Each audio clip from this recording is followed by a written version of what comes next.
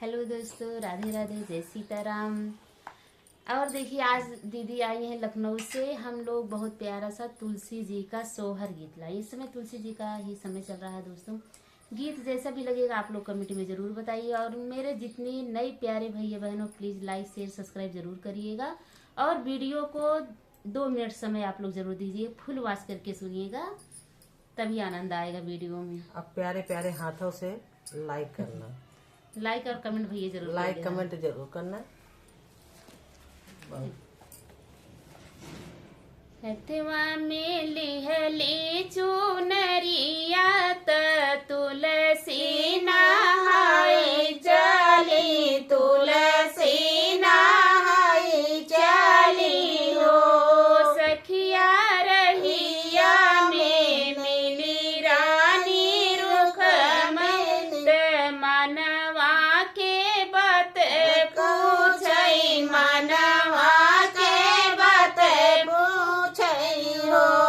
सखिया रहिया में मिली रानी रुख मत, मनवा से बत पूछई, मनवा से बत पूछई हो।